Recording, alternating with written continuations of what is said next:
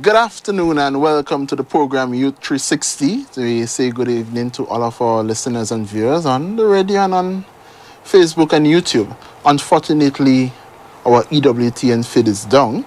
So we ask you if you know anyone who listens to the program and follows on EWT, and I know there are many people who do, please, call them and tell them that they can tune into YouTube, which is the most easiest, platform that they'll be able to get onto.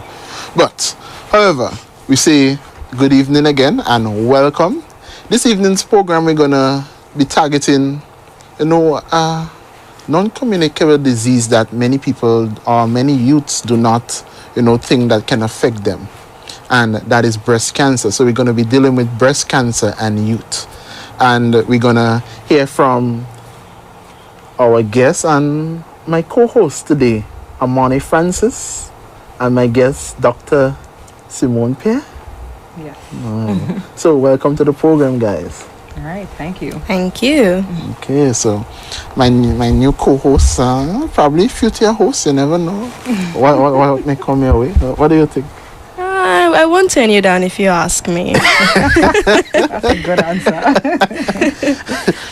So guys, we're not going to get carried away, We have the What's Trending, and what's trending this week.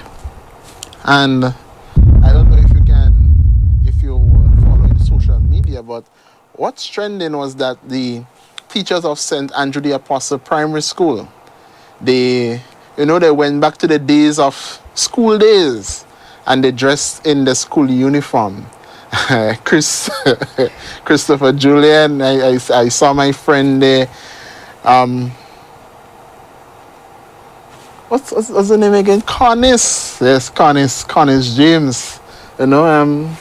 I want to ask my guests, if you were to, if the institution where you work with were to say, dress in your school uniform and come to work. Your school uniform still fit you? Absolutely not. I mean, I graduated over 15 years ago now, so I definitely, there was a change in size. Let's just leave it like that. I'll have to create a whole new uniform. I'll have to buy it over here. Unfortunately. Okay. Money seems as though she don't have to bother about that. I don't have to worry about that. I barely changed size. I just graduated, 2 years ago? I could just pull that out of my closet. Okay. Guys, what else is trending? I'm not so sure. Have we ever seen a priest on drums as yet? I've never seen it before. But we have it for you. Let's take a look at it.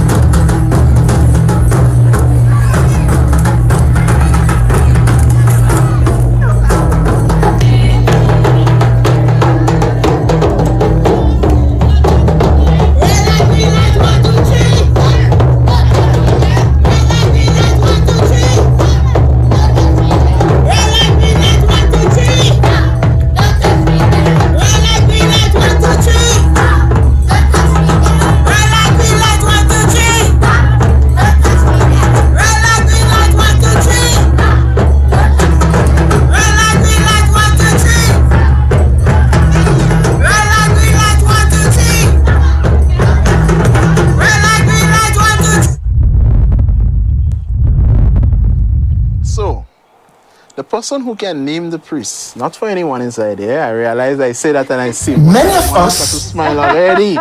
Right? So the person who can name the priest the first can win a prize, right? So whoever type it in the chat or probably call in and state the priest name, you will win a prize, compliments GNCC, right? So, but there was a nice chant going on. I'm not sure if Amani would have ever gotten to play that game because by the time she came around, her generation came around. Exactly. That game was obsolete to them. Simone, you think you heard it? Yeah, I heard it. Red light, green light, 1, 2, 3. Yeah, and you have to run and Simone. I don't know how old you think I am. Yes, that was one of our favorite games in primary school, actually. Yes. And a couple others that we used to play a lot outside in the yard. I went to Beacon, so we had that big schoolyard outside there. So I definitely know. So how many times you won? Oh, not very often. I didn't say I was an athlete now. I think it's all about strategy, you know. Oh, yes. That game is strategy. Yeah. Yes. And it's all strategy with breast cancer. So we're going to get to that, Justin, right? But we get into that, right? Yeah. So another what's trending, another priest that is hitting the airwaves. I don't know how many of you were at St. Michael's Woburn prayer breakfast on last Tuesday. But, the featured speaker, Father Hugh Logan, he delivered a very, very important message to us. And as Catholics, one that we need to pay attention to and be mindful of, So let's have a look at that. Many of us have been catechized, but not evangelized. We went through the sacraments, but then, because if someone is evangelized, that person is generous, that person is open, that person wants to share the goodness of God in their lives. But Catholics are dead. They're stingy.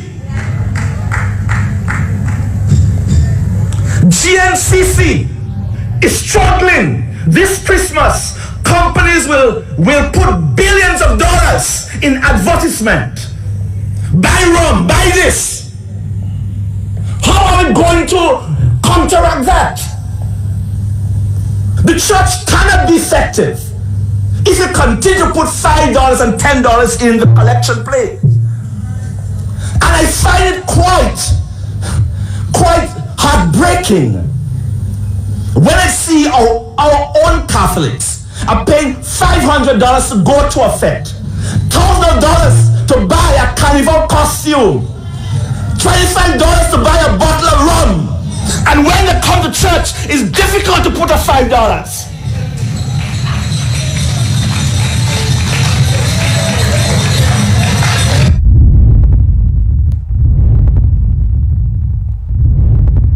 Folks, I'm not even going to speak about it because I believe that the message was hitting the nail on the head. So, we're going to move on and, we're going to go to the break remembering someone who has touched the lives of many, probably not young people, but many of our young adults in, throughout Grenada, Carriacou, and Petite Martinique. And we here at GNCC at Youth 360 will now extend our condolences to the family of Sister Gabrielle Mason and to her congregation, the Sisters of St. Joseph of Cluny. We say our condolences on her passing, and we saw the outpouring of many tributes coming on Facebook at her passing, with many of the past students, saying how she impacted their lives for the good. So we're just going to go to that with the break.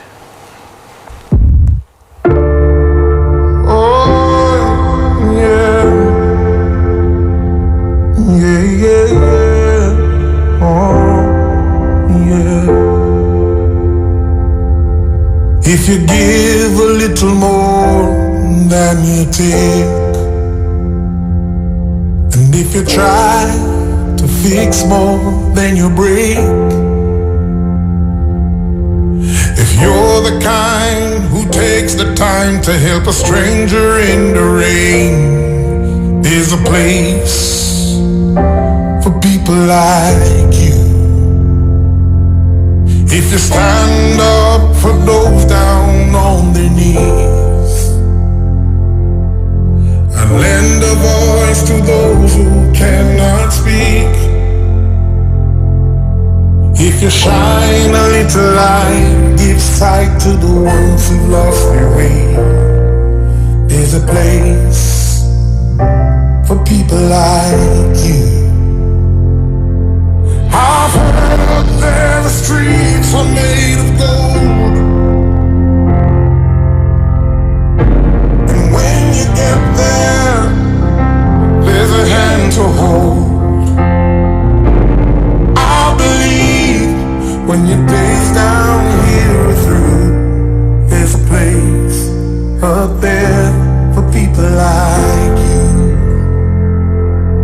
If you walk around with your heart on your sleeve, and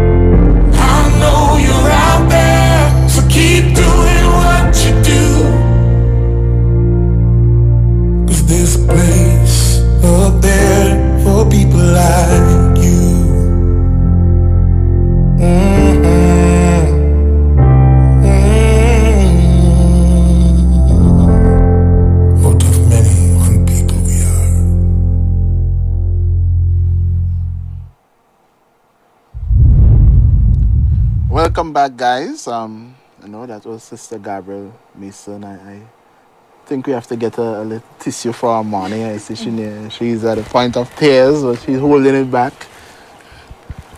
And I see some of our viewers on Facebook are crying. We say, our condolences, and keep the faith, keep strong, and keep on living her so that she'll always be with us. Right? And before we get into the program, it's breast cancer and youth, and because many times we think that it cannot affect youth, but it can. Right? But we're just gonna ask Simone, who past student of SJC. Yes. What are our memories of Sister Gabrielle Mason? So even though as I mentioned before, I graduated over 15 years ago, that was basically the transition between, Sister Gabrielle and Sister Maureen Alexander, right? So when I was coming into convent, Sister Gabrielle was leaving and Sister Maureen basically was taking over. But, from time to time, she would have come in, speak at the assemblies and things like that. And I had an older sister and cousins that would have gone to convent. So, I would always hear them mentioning things, Sister Gabrielle is awesome. She's the best. She gives all the best advice. And, you hear a lot of good things from the older convent girls. So I didn't personally experience her as a principal, but, I had a lot of good memories from, older persons, relatives, as well as, older persons that went to convent, very, very good advice and awesome principal and awesome person in general. That's wonderful. That's wonderful. So, guys, breast cancer. We're going to learn a few things today. What is breast cancer? Is there an age limit for breast cancer to affect someone? What are the symptoms? How do I do my self-check? All these things. And it's going to be an interesting show. So I'm asking you, if you know someone who watches this show and they cannot get it on EWTN, give them a call. Tell them check it out on YouTube or send them the Facebook link, because it's a very important program, very important information that they'll be getting here today. They'll be getting the doctor's advice for free today. So I don't think that they want to miss out on that. Definitely. So Dr. Pierre, yes, the floor belongs to you. All right, no problem. I can just, let me ask to introduce yourself to the people first. No sorry problem. for my manners. No problem at all. Right, so as mentioned before, I am Simone Pear. I am a medical doctor. As of right now, I lecture at the university, that's St. George's University, within the Department of Anatomical Sciences. But I do, like to do a lot of educational talks. So that's something that I do on the side, not just, within the church, but even outside of that, in community projects, just on all various topics, So when you asked me to come in, I was like, yeah, of course, this is something that's very important. And we'll talk about why it's important to talk about breast cancer and for persons to have the awareness of breast cancer, what it is, who can it affect, etc., etc. So that's just my very brief portfolio. Yeah. Okay. So tell us, what is breast cancer? Well, we use the word cancer a lot, and sometimes, we may assume that everybody knows what cancer is, right? Without going in any medical, terminology, of course, because you can get very scientific. But cancer basically is when some cells, they're not dividing and, multiplying in the way that they should. They kind of gone awry, right? So they're kind of going out of the scope of what they should normally be. And of course, breast cancer would be cancer of the breast. So that is happening in your breast tissue. Yeah. There are several different types of breast cancer that we can talk about. Of course, we're not going to go into detail because these are, as I said, more medical types of things. But it starts off in the breast and it can spread to different parts of the body, and it can spread via your blood or also spread via your lymphatic system, right? Or your lymph. Yeah. Okay. Just a question here. You said that because I was going to ask if it can spread, and you confirmed that it can spread. Yeah. What is the time frame for it to spread after developing? Well, it really all depends, right? So for example, your lymphatic system, it drains fluids from different organs, right? Or different parts of the body. So somebody can have cancer within the breast, and that can get to what we call part of the lymphatic system called your lymph node. And you may see that the cancer may multiply there, and then go to other parts of the body. Or sometimes you might see in patients that it never even multiplies within the lymph nodes and get to different parts of the body. So it really all depends on what type of cancer, right? If the patient is receiving any type of treatment, it really depends. But that would be more like years, a matter of years before you have that spread to other parts of the body. But it really depends on the type, and it depends on how it spreads, right? So it's varying. Yeah. Yes, okay. Go ahead. Tell us about the presentation that you have today. Okay. All right. Sure. So we can go on to the presentation. So some key statistics as it relates to breast cancer. So breast cancer most often will occur in women, right? So that's what we hear about. But an important thing to note is that men can also get breast cancer, right? Yes, absolutely. That's absolutely true. Address yourself, that's well, don't worry, we'll get to testing, and so soon I will definitely talk about how we can screen and test, etc., etc. Okay. But most of the times it will be a woman, right, that will have breast cancer. But men has breast tissue as well, right? Yes, men have breast tissue, not just chest, right? So men can get breast cancer as well. Okay, so in terms of worldwide statistics, breast cancer is actually the most common cancer in the world in women overall. So if you have to look at all the statistics in terms of cancer overall in the entire world, breast cancer is going to be the most common, and it's actually going to be the second leading cause of cancer deaths, right? The first leading cause of cancer deaths, well, that's besides skin cancers, would be lung cancer, right? Most especially in the US. So right now we have about over 2 million persons within the world diagnosed with breast cancer. All right. Within the United States, okay, it is the most common cancer again, right? With the exception of skin cancer, and there are about over 200,000 persons diagnosed just in 2022, right, with breast cancer, and about 48, right? And that can be a number that can change, but that's what they're seeing now. Persons that are going to die from breast cancer this year. So that is a large number. Within Grenada, in the Grenada setting, it is the second most common cancer, and that's after cervical cancer. And it's the sixth leading cause of death overall. Right? So yeah, so that's also important stats there. Yeah. Definitely. Sixth leading cause of death. Over the years, have the number decreased or has it increased? In terms of deaths or both death and diagnosis? Well, in terms of diagnosis, what we do see is that so it's sort of twofold. So because breast cancer awareness is a little bit more now, right, in the 2000s compared to, let's say, 1980s, 1970s, 80s, even the 1990s, you have more persons that are aware, okay, yes, I can get breast cancer, so let me, do my self-check. Let me go to the doctor. Let me do my mammograms, right? These are things we'll talk about a little bit later on. So you would have maybe a rise of persons getting diagnosed, right, just because there is more screening happening, okay? But I don't think it's overall in the world, the amount of persons that are dying from breast cancer actually is decreasing. Okay. Yeah, it's actually decreasing. In terms of stats for Grenada, unfortunately, Grenada does not have the most up-to-date statistics with most things, right? I guess that's just, lack of research, lack of money to actually write things down and keep proper recording of things. So the stats that I actually got was from 2020. Yeah, so that's still a bit, it's recent, but not the most recent. You mentioned that the number of persons that are actually dying from breast cancer has been decreasing over the years, and I would assume that is because of developments with regards to research. I want to know, would you say that breast cancer is a well-researched area of study? What is the ratio of myths to factual information on breast cancer? All right, that's a very, very good question.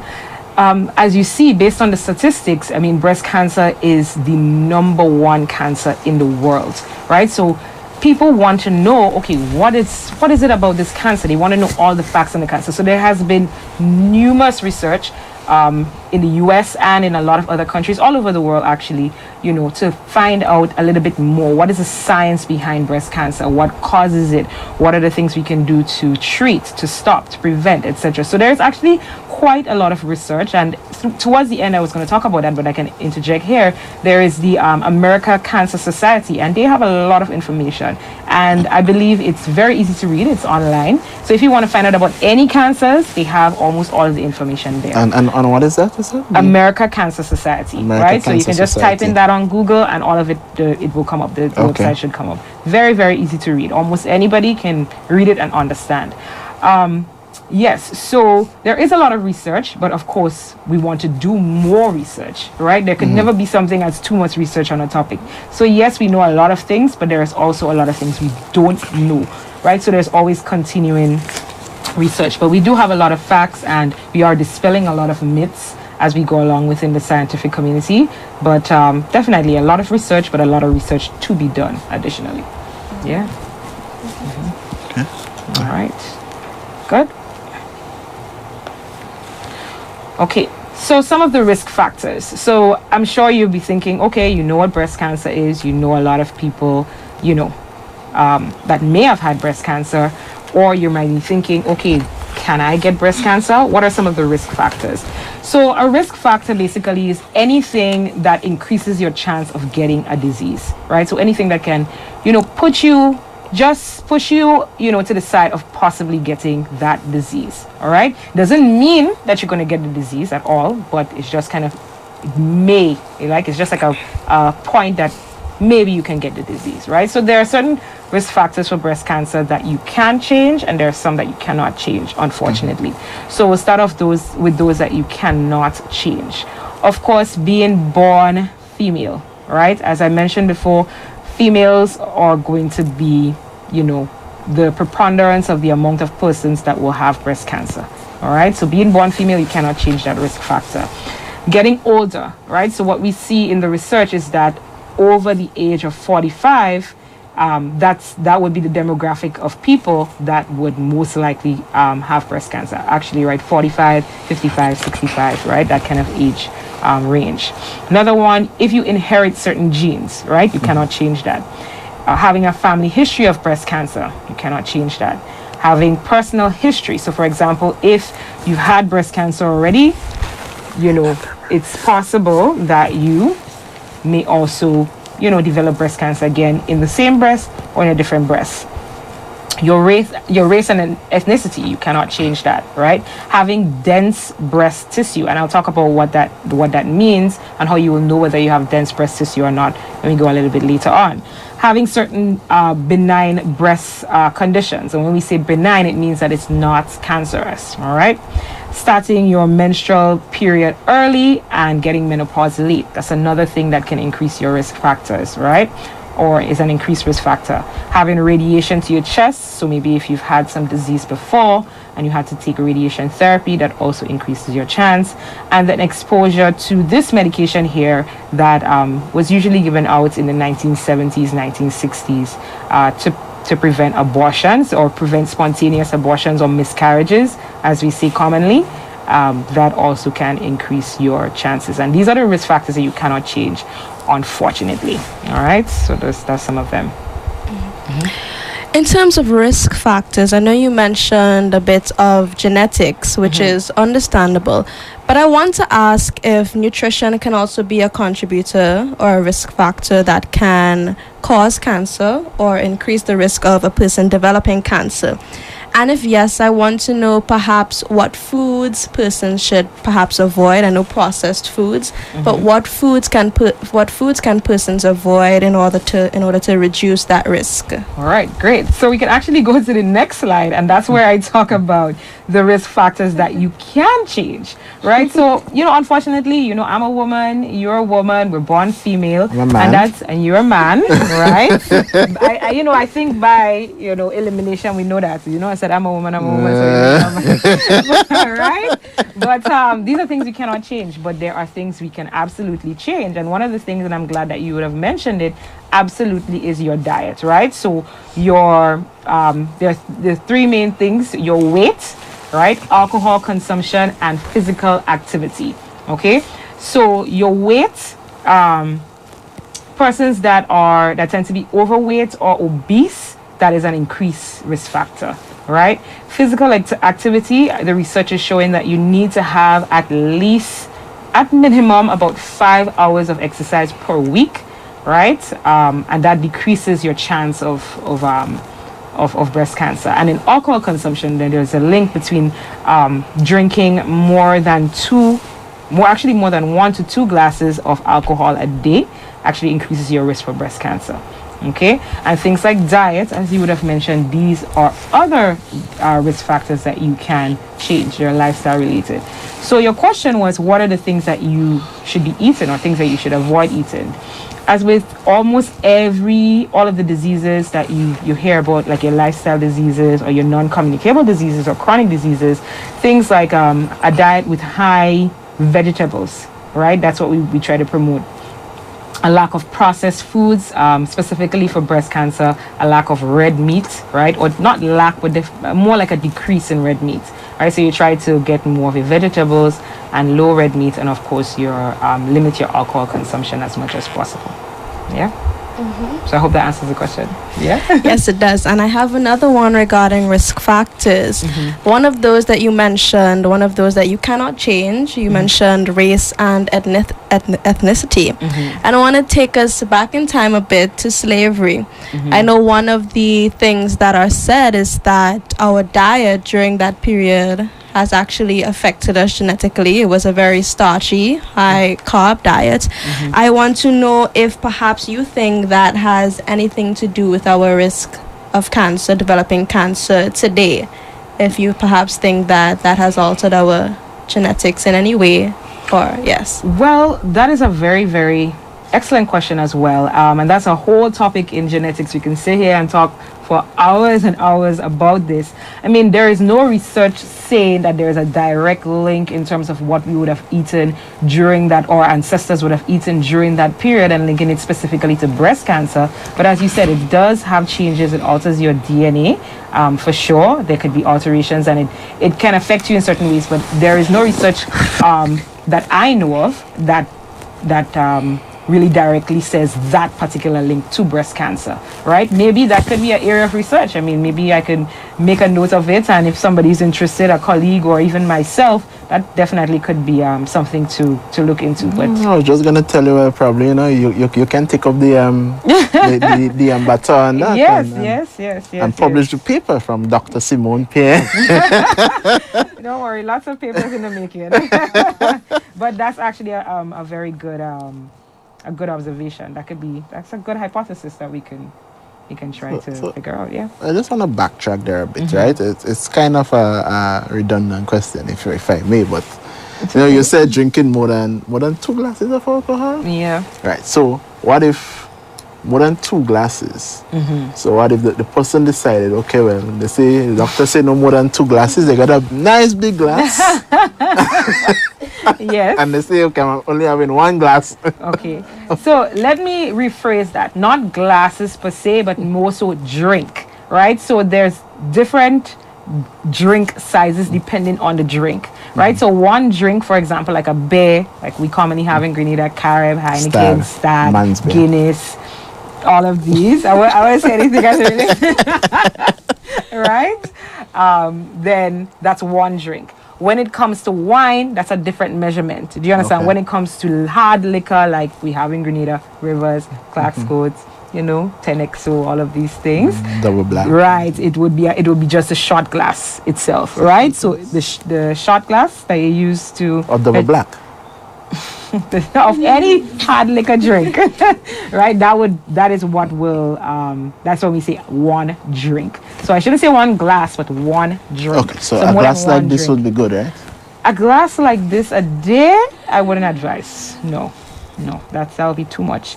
And I mean, And alcohol consumption, again, I mean, even though, yes, this is breast cancer, but alcohol, large alcohol consumption, like having 1, 2, 3 glasses per day, is linked to a lot of other diseases besides breast cancer, right? So you want to, maybe try to listen on that. Okay, make it a... No, I was only asking for persons. Persons online, not personal. Yeah. Okay, that's good to know. All right. All right, great. All right. Some other risk factors that are lifestyle related, for example, would be not having children, okay, not breastfeeding. Actually, breastfeeding has been linked to, especially breastfeeding for over a year, has been linked to a decreased risk in breast cancer. All right. Birth control, the use of birth control, menopause hormone therapy, and breast implants, right? So these are things that you can change. I mean, of course, deciding to have children or not have children, that's a whole life decision, but these are modifiable or risk factors that you can modify or change. Yeah. So ladies are here, get married and, lower the risk of having breast cancer. All up to you. All right. Good. Okay, so let's go along. So signs and symptoms, probably what most people are very interested in hearing, right? So changes in skin texture. But before I actually go to there, the first thing, as anybody, whether male or female, that you really want to know when it comes to breast cancer, you need to know what your breast looks and feel like, right? So you should have an idea, okay, how does my breast look? You should be looking at your breast, not just looking down, looking at it in the mirror, and you should also self-examine your breast. So okay, is my breast naturally lumpy? Sometimes some people's breasts have a naturally lumpy type of feel, or does it and that all depends on, how dense that breast tissue is. Remember, we had mentioned that a little bit earlier. So you should know what your breasts look like, right, and what it feels like before you actually know these signs or symptoms. Because if you don't know what it feels like and what it looks like, then you can be seeing something and you don't know, was it actually there before, right? So you have to know that. That's the first thing. So changes in skin texture, right? Maybe it was smooth and it's now rough, or vice versa. If there's nipple discharge, and when we say nipple discharge, not breast milk, right? So if you're breastfeeding, you see that discharge, okay, that's normal, right? But if you're seeing discharge coming out of the nipple, then we know, okay, probably that could be a sign of breast cancer. Okay, dimpling, that's another one. Okay, as well as lymph node changes. So lymph node is what we commonly call in Grenada a gland. All right, so sometimes when you get sick, you might get a gland underneath your armpit, right, or maybe underneath your chin area here, or your jaw area here. Right, so that's that lymph node that we're talking about. We commonly in Grenada we call it a gland, right, or a swollen gland. Okay, so if you start seeing, maybe you're feeling that underneath your arm, okay, maybe it could be a sign or symptom. You want to check it out. Breast or nipple pain. So if you find, okay, not just, and again, knowing how it feels, women will tell you that during certain parts of their menstrual cycle, they may experience breast pain. So you need to know, okay, is this just something that is within my menstrual cycle, or is this a different type of pain that I'm experiencing? Retracted or inverted nipple, right? So if the nipple is normally out and it seems like it's going in, that can be a sign or symptom. Okay, another one, changes in skin color. So if the area is starting to get dark, right, or starting to get lighter than normal, that's something that might be up. Swelling, right, and changes in the breast size. Okay, so overall breast size either getting smaller, getting bigger, right? And I want to go back to swelling. When we say swelling, a lot of people think, oh, it's just like a lump, right, that's there, but the overall breast itself can swell. All right, so that's also can be a sign or symptom. Yeah, so these are the basic ones to look out for. All right, good. So let's talk about breast cancer prevention. As I would have mentioned, the breast cancer rates are actually decreasing steadily, or they have been decreasing steadily since about 1989. And that is because of a lot of awareness happening, and persons being a little bit more aware will decide to screen for breast cancer a little bit earlier. And if you screen earlier, that means you can get to treat the breast cancer earlier and have a better prognosis or better outcome. So the breast cancer deaths thankfully have been steadily decreasing okay? And overall percentage would be about 43% through 2020. So that's good. That's good news. Okay, and as I mentioned, the decrease is, due to the result of finding the breast cancer earlier through the screening. So how can you lower your risk? The thing about breast cancer is we really don't know what causes it. I mean, we know all those risk factors, but we can't say this is the exact thing that's causing it. It could be a multitude of things that's causing it. So, but there are ways you can lower your risk, right? Remember we said that modifiable risk factors. So you can, get to and try to stay at a healthy weight. And these are all things you can talk about your physician, talk about with your physician, other things that you can do is try to be physically active. Remember we said at least about 5 hours in the week overall. So you can spread that out throughout the day. Avoid or limit alcohol intake. All right.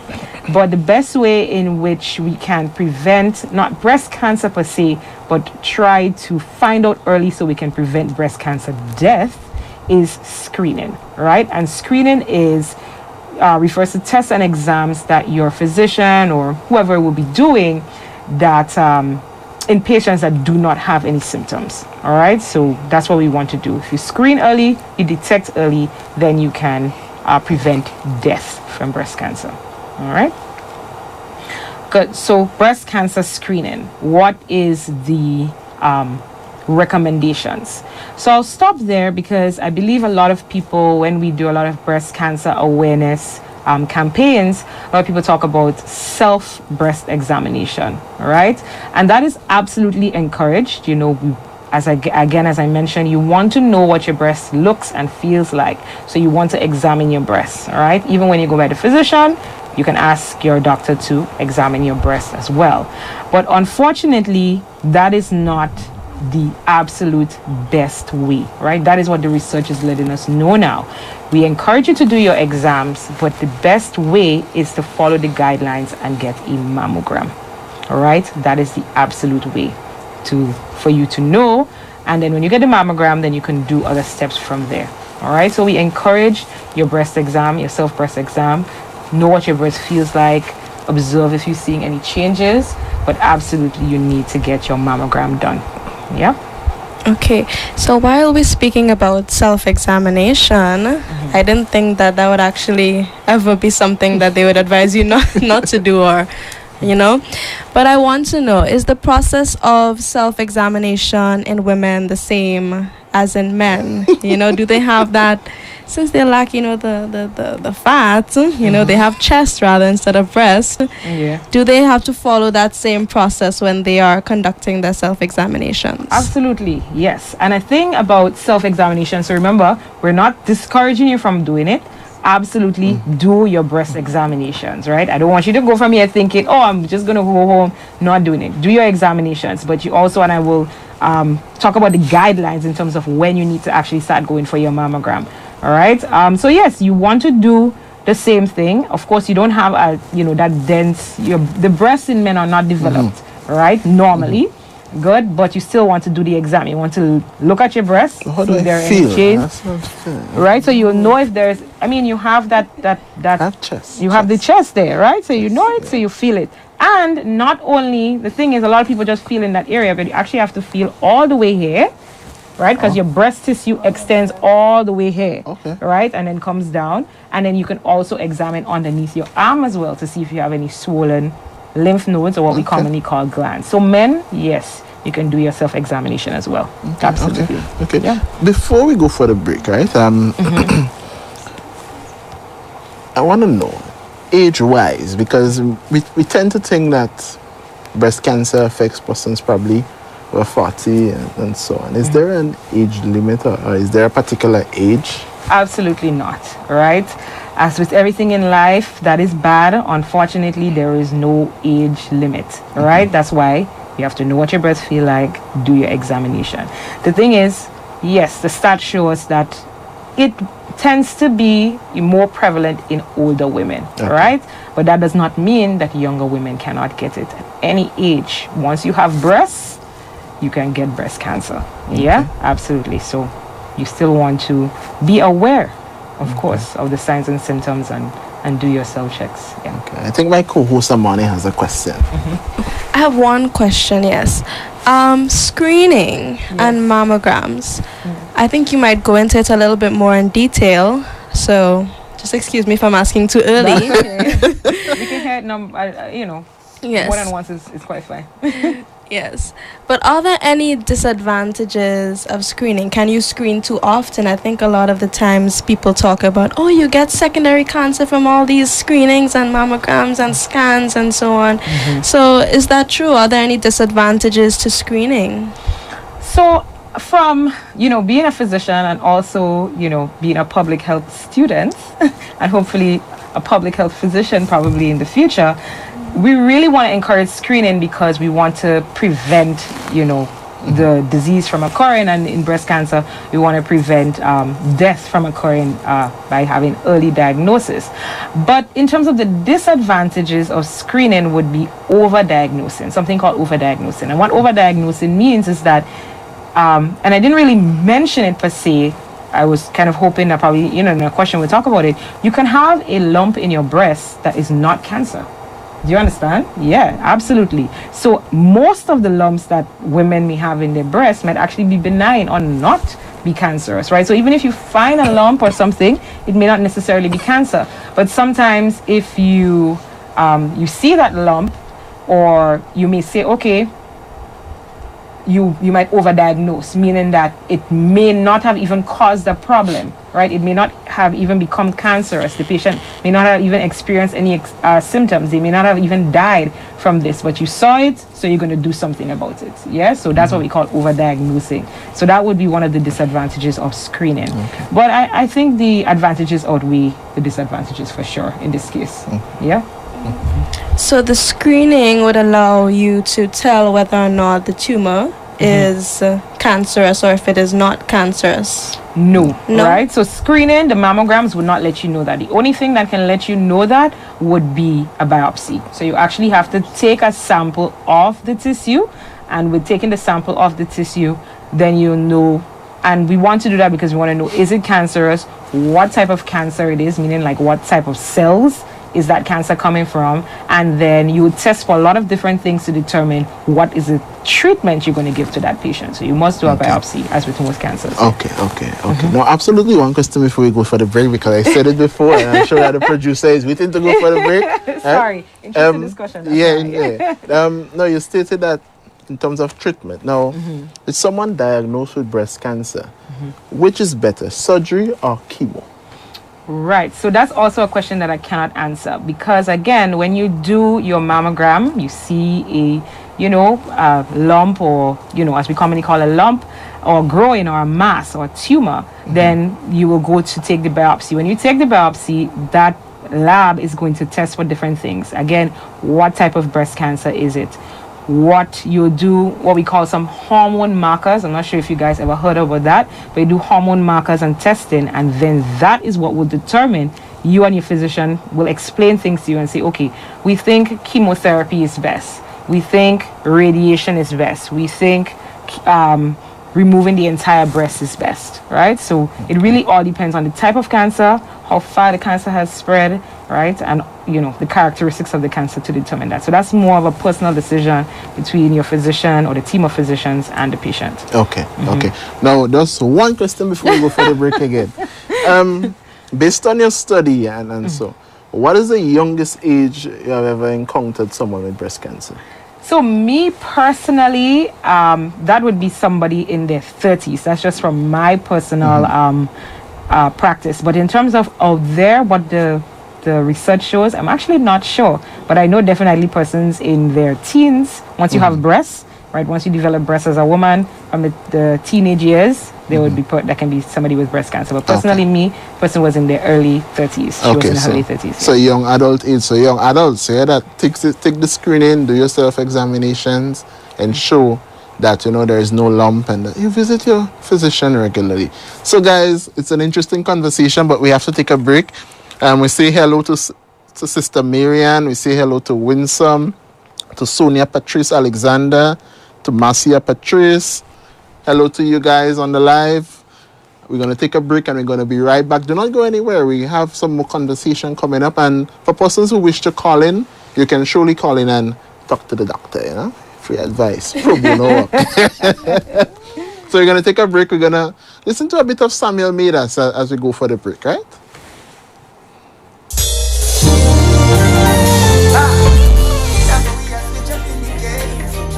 Can't make them tell me what to say. Can't make them tell me how to pray. I can't be the only one who's excited to call your name. I can't be the only one who's a Christian and unashamed. I know I'm not the only one not addicted to likes and fame. Oh, but if that were the case, you would stay first. It's impossible to feel this way and keep it on the inside. All the things you did for me that I couldn't do for me, that is why I wear a smile. And who knows, and very few do. I've been on my lows until you came through. The enemy had plans for me, but so do you, so do you. Hallelujah. When somebody saves your soul and makes you whole, you gotta scream and shout. My worship's at another place. If you don't understand, you're gonna put me out. But you might just have a hard time, cause I'm not me alone. Yeshua's been good too. Worshipers around the world, make the praise come true. Cause I can't be the only one who's excited to call your name. I can't be the only one who's a Christian and unashamed. I know I'm not the only one not interested in lights and fame. Oh, but if that were the case, you would take first place. Jesus, can't quench my passion for the Lord. Jesus, you're the reason for the blessings that I see. And even when times get hard, I'm okay. I feel your favor surrounding me. When everything fails and people need an answer, I hope I'll be there, my King, to lift you up like a banner. But you can't be the only one who's excited to call your name. Oh, I can't be the only one who's a Christian and unashamed. Yeah. I know I'm not the only one not addicted to likes and fame. Oh, but if that were the case, you would stay first. Jesus, the earth may shake and winds may blow, but you'll remain the same. Strongest love I've ever known, and power in your name. The weak find refuge in your arms.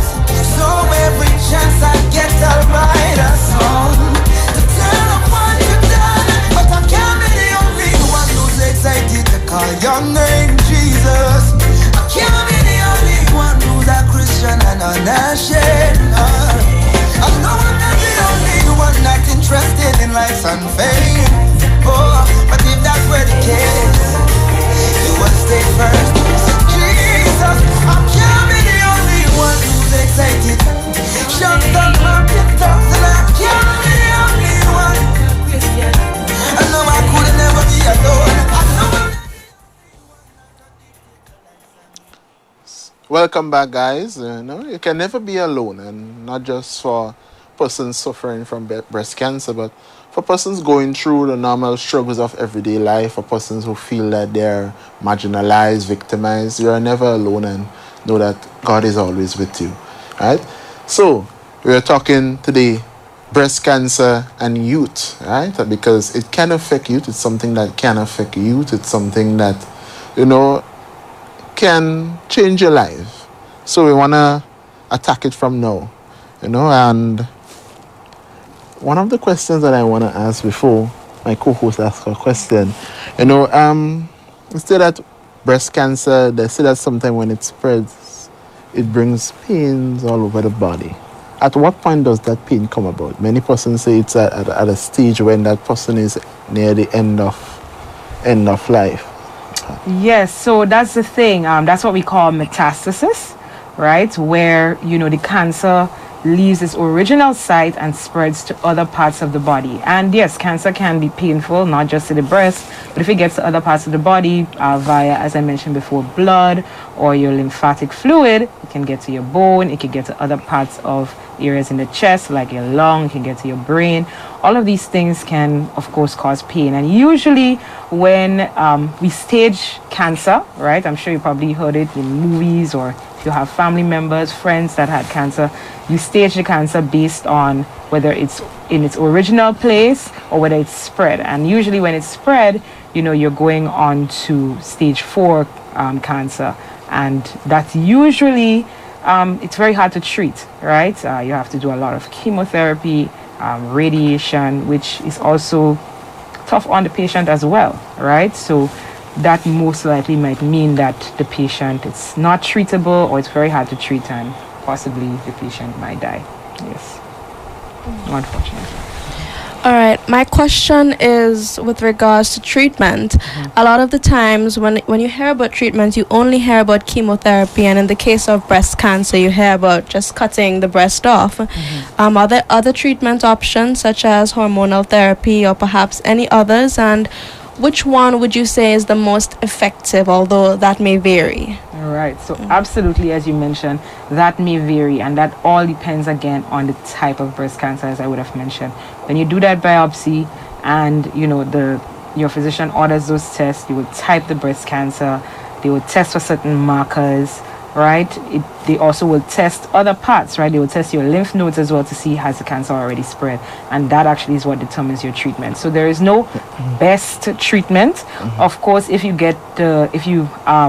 detect it early through screening, then doing certain treatments, some people might decide, okay, I want to just do a mastectomy, I remove the entire breast, or I remove just the part with the cancer itself, right? That might be very effective, right? But that's if you catch it very, very early, you know? So determining which is best is kind of difficult. It really depends on the type. But there are several things that you can do. Of course, commonly we hear about chemotherapy a lot when it comes to cancer, and including breast cancer, but you can do radiation therapy. That's one as well. You can do mastectomy, both whole mastectomy or partial mastectomy. You can do hormone therapy, right? That's a big one with breast cancer, because the cancer cells itself are can be respondent to certain hormones, female hormones, that cause them to become even more aggressive, right? So that tends to be it. There's biological therapy, that you can use as well.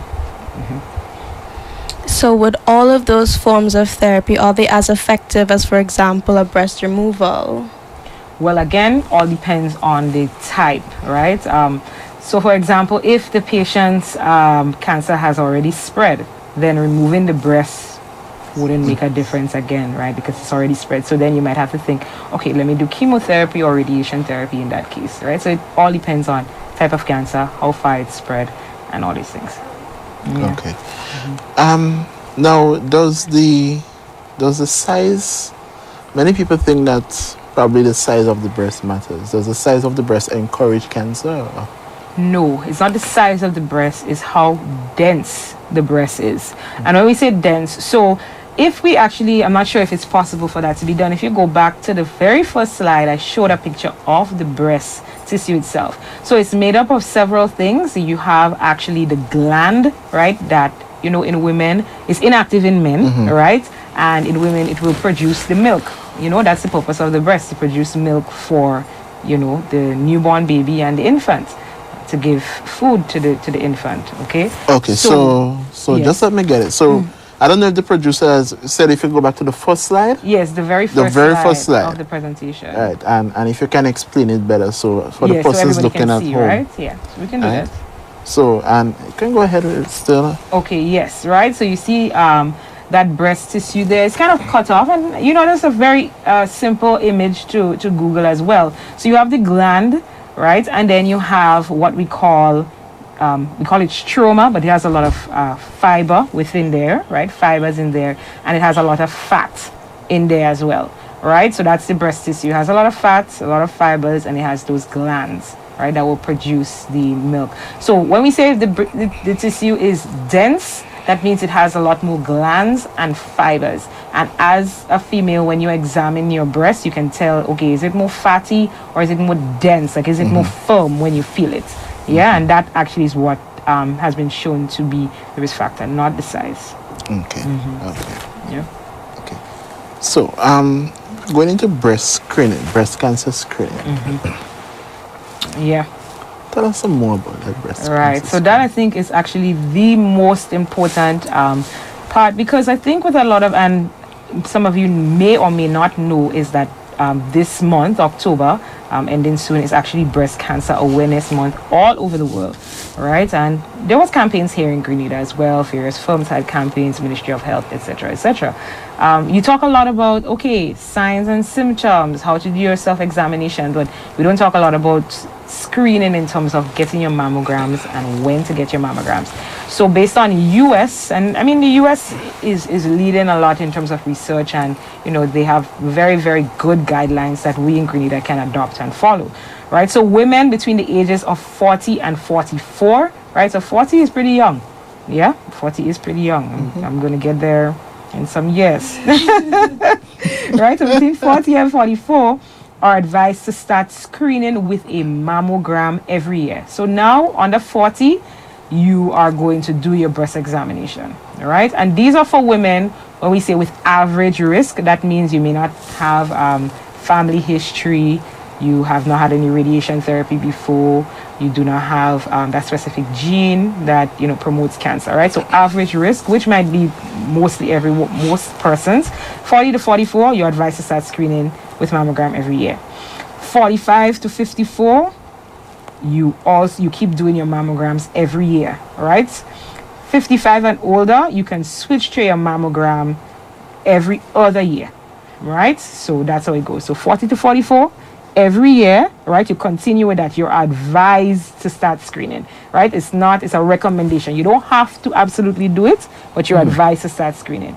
45 to 54, you absolutely should get your mammogram done, right? Every year.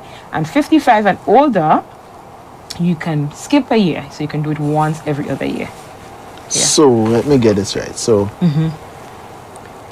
when you're over 55 and older, you can do it every other year. Every other year, yes. Does that mean that the person is not so much at risk again? So I wouldn't say not so much at risk, but if you have been doing your mammograms before, like you're doing it yearly, then you can lessen on the amount of time as the patient gets older.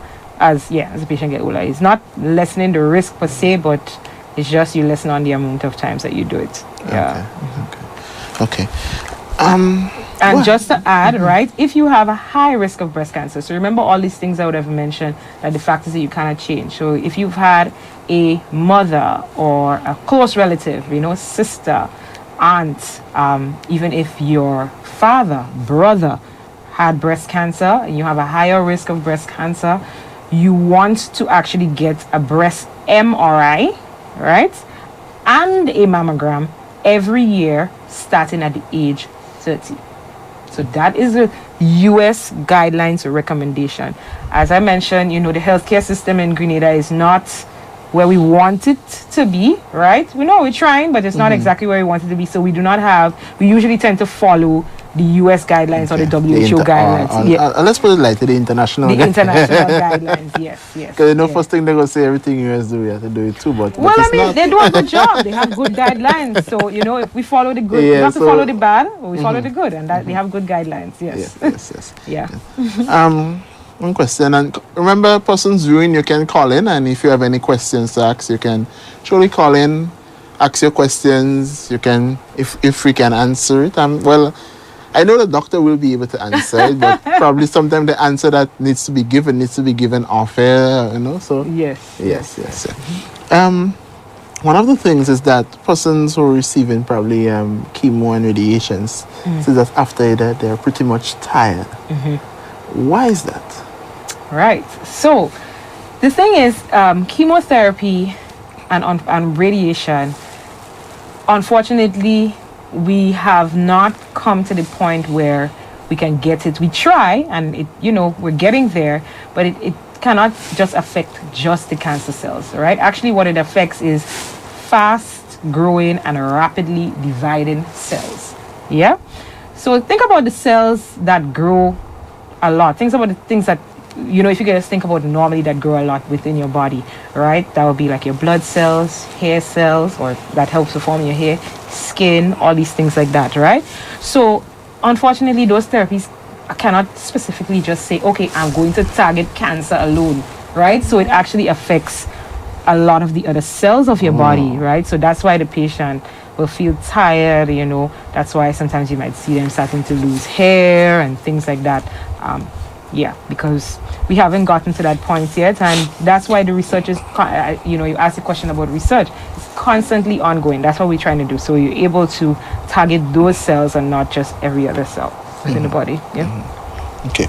Now, so for a young person who, may be just starting to do their self-examination, let's say I'm on a age, right, and they may feel a lump, right, and they may feel a lump, but they are pretty much afraid of what they may find out if they go to the doctor. What can you tell them, or what can you tell them now if you want to look into the camera and tell them to get them to really go to the doctor and determine, if it's cancerous or if it's just benign? All right. The thing is, that's life, right? Sometimes we're scared to find out the truth, but the truth will always come. And with cancer, it will definitely come, right? If it's not cancer, you will know. But if, that's always the word, if it is cancer, right? You will definitely know. And you don't want to wait until it comes to you. You don't want to wait until you get to the point where you cannot do anything about it, right? So what I would say, yes. Sometimes we're scared, sometimes it's difficult. Go with a friend, go with a family member, go with somebody that you love, go with somebody that you trust, that can be there for you. It's always better to find out so you can get the treatment early. As you remember, we said we don't know what causes breast cancer, but we can definitely treat it and we can prevent breast cancer deaths. Right?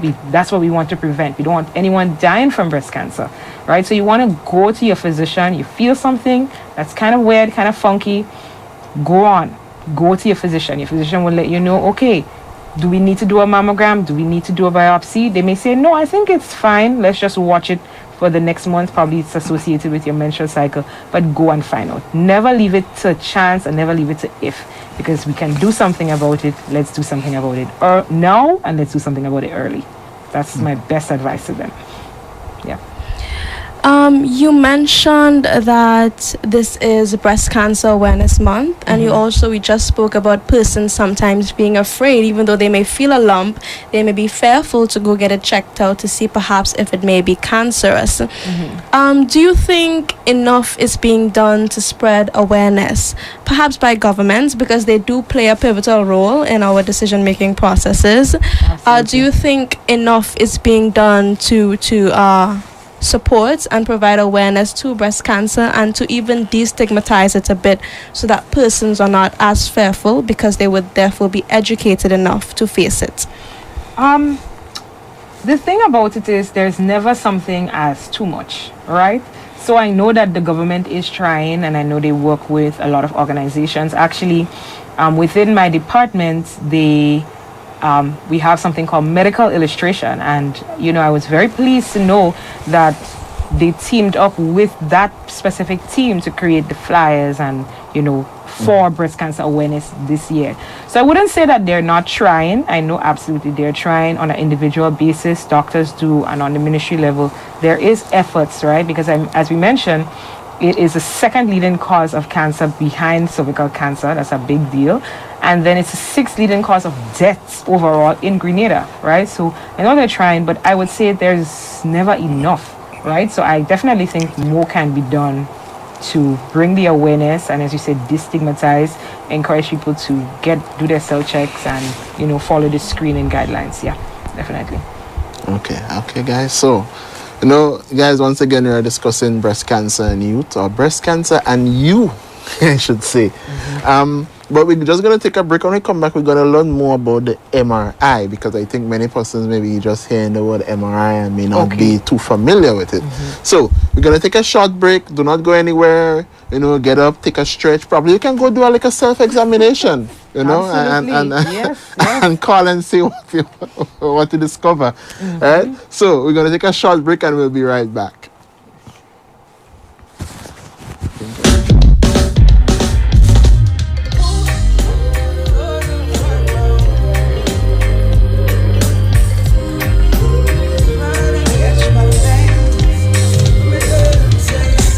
I've been searching to find some peace for my mind.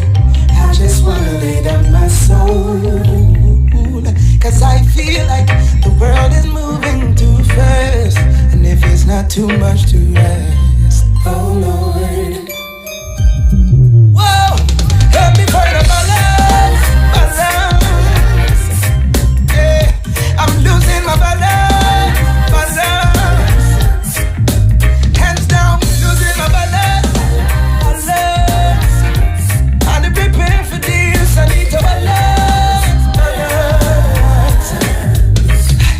Tell me why it feels like I missed the memo.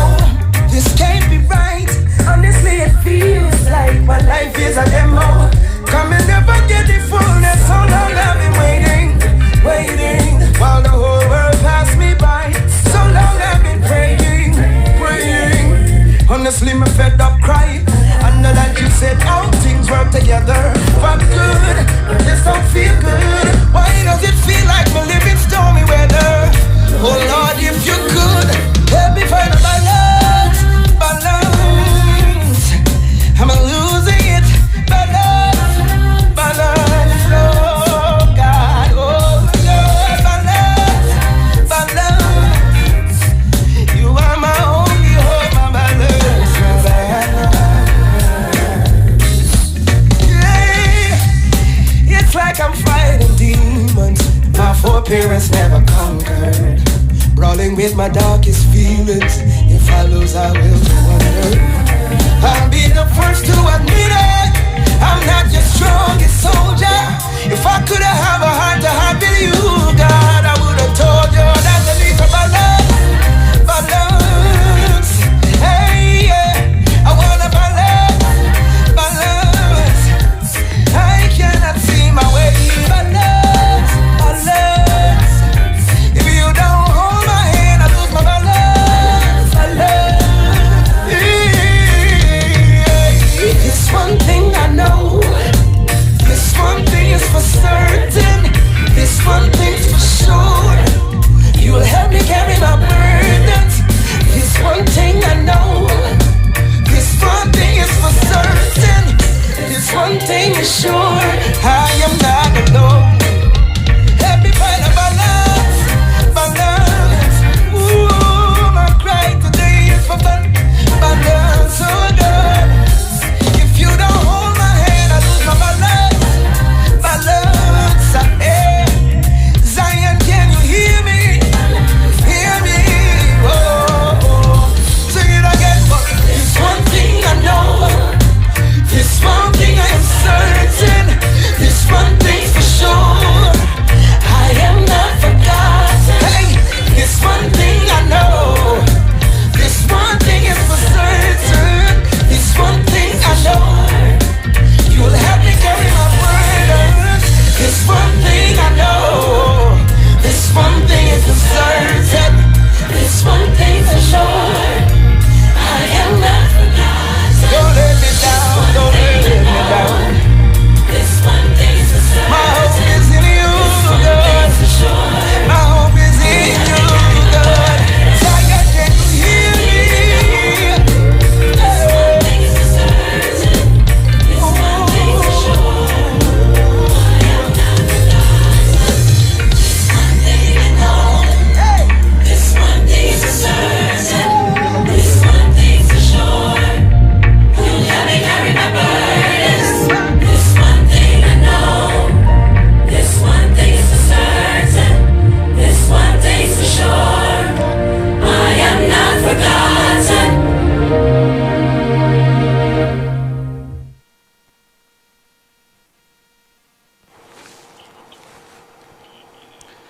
Welcome back, folks, and that was a brand new song from Samuel Midas, which came out last month, called Balance. You have to have balance in your life, you know. You can't live a monotonous life. Just boring, but I like a balance.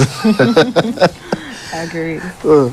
So guys, we are talking today breast cancer. As you see, I have a little pink there. I see Simone has a little pink in between. Yes. Amani coming close to pink there. With right there. She's on the borderline. Yeah, she's there. That is Breast Cancer Awareness Month, and the color is normally pink, right?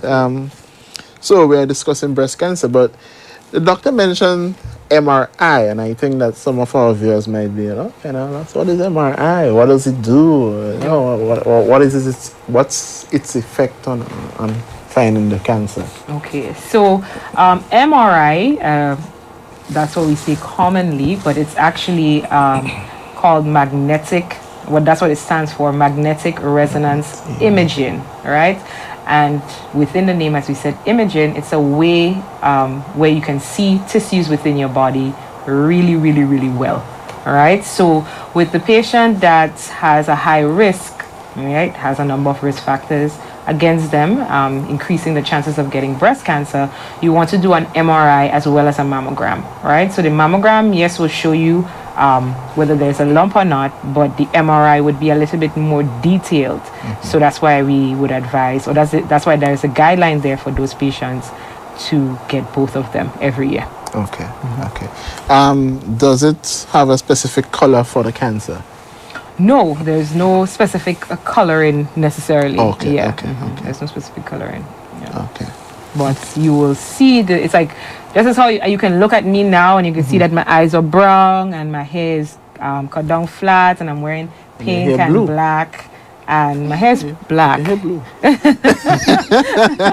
Right, you might need to do a little check. You might have to come back and talk about eye check or something on the program, right? But yes, so it's like how you can see me very clearly, and you can see all these patterns on my dress and everything like that. It's kind of like the imaging, it makes you see inside of the tissue very clearly, right? So you can see if the patient has any, growth there, any tumor, any mass or stuff like that. That's different from what is normal. Okay. Want to have any questions? I don't know if callers, if you have any questions, I know that you're looking on and that you may be tempted to type, but I know Sister Marian is there. I don't see Father Hugh this week. Grand Rise Christ the King Parish is having a barbecue, so probably those watching, when the program finishes, you can go down and buy all the rest of barbecue, so because Father Hugh is there, right? So tell us, you mentioned earlier diet, and you mentioned the foods. Now after you get treatment, and let's say you want to go back and eat a piece of red meat, or Christmas coming. Oh yeah, Christmas is coming, and we'll have her back on the program at a later date to discuss dietary preparations for Christmas, so that we don't overdo it. But so let's say Christmas coming, I'm a patient. I'm on is encouraging back, right? And you want to go back to a piece of red meat. Is that advisable, or do you stay away altogether? Well, it's not so much staying away from red meat completely. So not to say you will never, ever eat red meat, but it's just how much and how often you do, right? So, Christmas is coming around. Yes, you can, we have our indulgences that we do, and so around Christmas time within the Caribbean, right? But you're not going to overdo it either. And again, as you said, we can definitely, talk about that in detail. But of course, you want to stay away from it as much as possible, but we know sometimes you will indulge a little bit. And when you indulge, it's how much you're indulging. You're not just going to go binge eating every single day, 24/7. Your plate is stacked high with just, red meats, all right? We hope. Yeah, so it's, again, even right now, you want to decrease your risk for having breast cancer. Again, it's not that you're not going to eat red meat at all, but it's how much you eat, how often you eat it, right? And know in the Caribbean, our plate is, when we do our plate, most of it is starch, rice, provision, right? And then the next half is meat. And then a very tiny portion, you'll put a little vegetables there, right? To decrease your risk factor for breast cancer and a lot of other cancers and diseases, as a matter of fact. You want to switch that around. More veggies, less meat, less starch.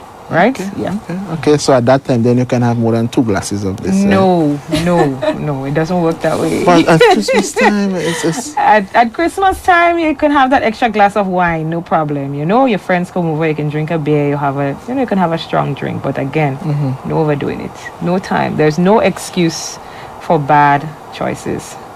Right? When it comes to your health. Having fun. Yes. I get. My question is not diet related. I know a lot of the times when you have a patient, a newly diagnosed patient, they are expected to be the strong ones. They are expected to carry all the strength. But I think that what should be encouraged a lot more is that same support from family, that same strength from family members. So I know you're a doctor, not a psychologist or anything, but how can family, spouses, etc., be of the best support for example, a newly diagnosed patient? How could they be that strong support system?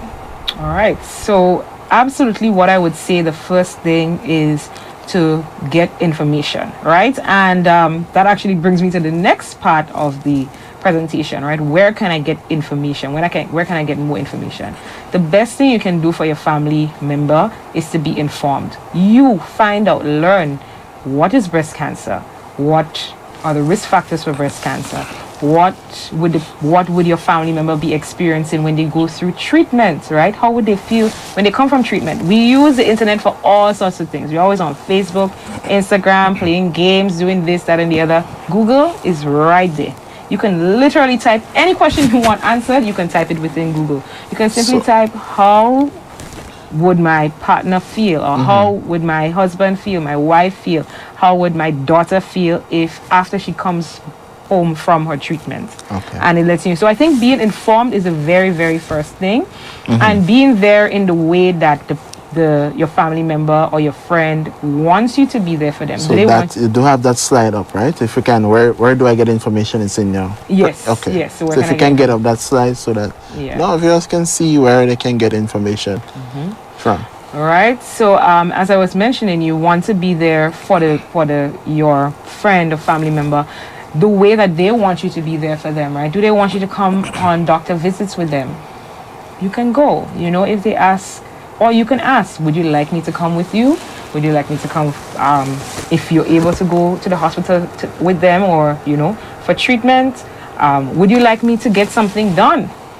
Right? As you were mentioning, we were talking about during the break, and also a question that you mentioned, after persons get treatment, they feel tired. You can say, okay, I can come over and cook the meal for you this week, you know, or I can bring lunch for you. These are the things that we have to be doing. And during the, you know, what's trending, that was mentioned, you know, as Catholics, you have to do as well, right? So you can say, how can I lend a helping hand? Can I cook for you? Can I do your laundry?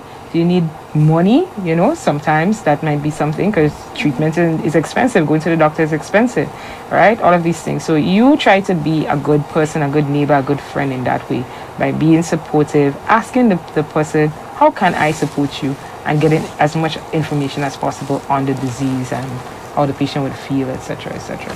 Yeah. Okay, you know, sitting here and we can go on and on and on, and probably can be here until tomorrow and miss Mass at St. Matthew's or see in the morning. but we'll surely have to get back the doctor on the program, and you know, probably not cancer itself, but you know, that special season, Christmas is coming up, right? She'll give us some guidelines on how to avoid the binge eating, and she already started it, but she'll come back in detail and tell us some more. And in the interest of time and in the wrapping up, I'll give you probably 1 minute to speak to the people as to, you know, cancer, how to avoid, or know what to do. And so I know you said it already, but just to sum up your whole presentation. As I said, I am a educator and teacher at heart. That's what I do. So it's reiteration and repetition. That's the key to learning, right? So I'm okay to say it as many times as possible. Of course, breast cancer is very, very prevalent, not only around the world, but right here in Grenada, right? I'm sure many of you maybe at least know one person, two persons that has had breast cancer, or at least a breast cancer scare. I mean, I know many, not just as a physician, but as, I know friends, I know family.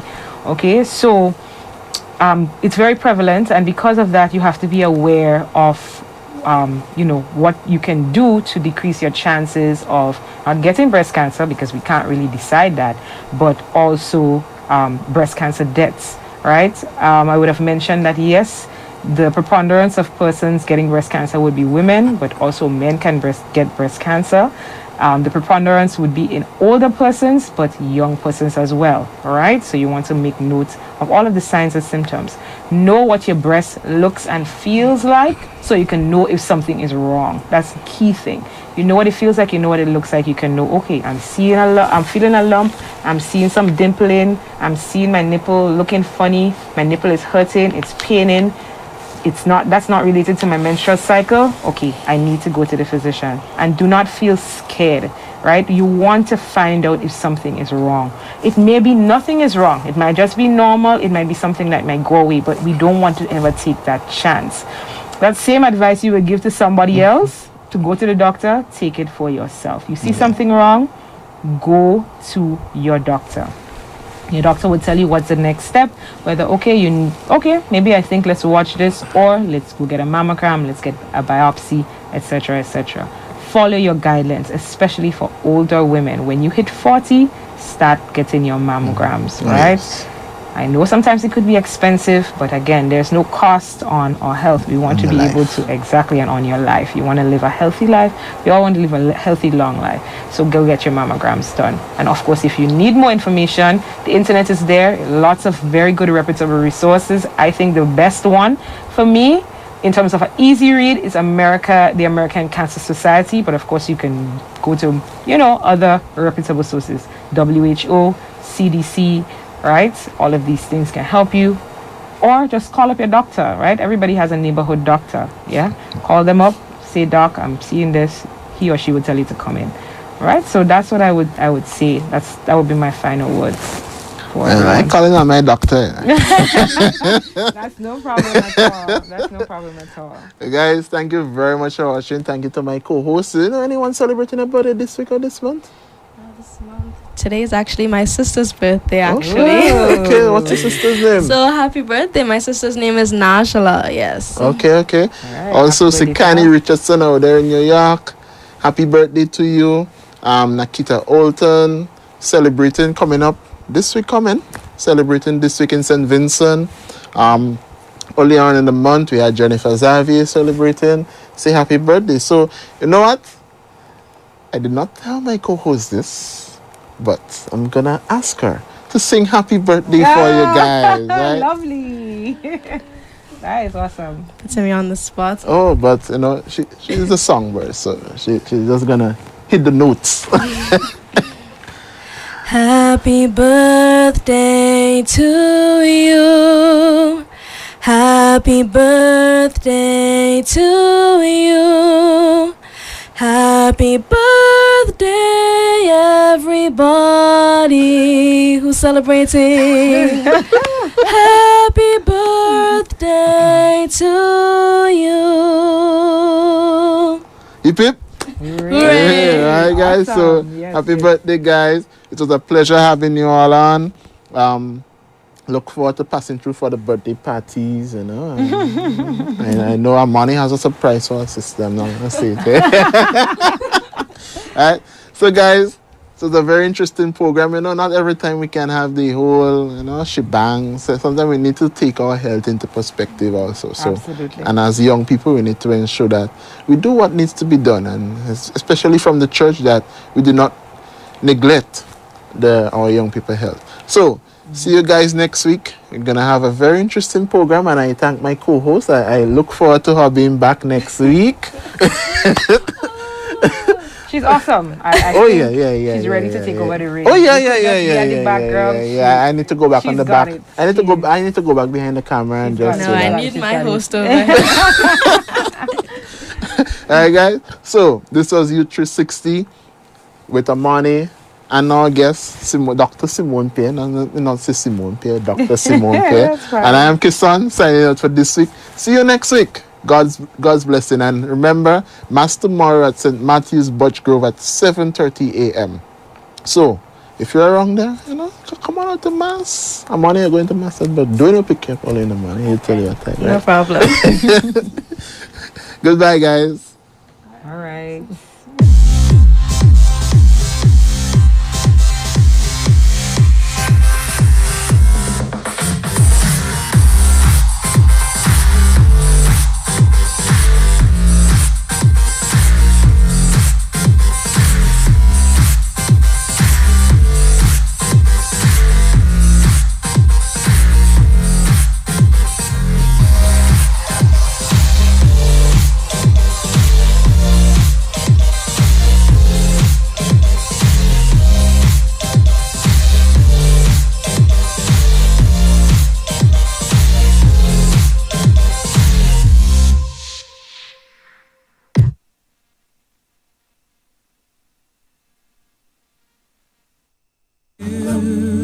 When he calls for you, will you try to run and hide? Or will you be glad and be able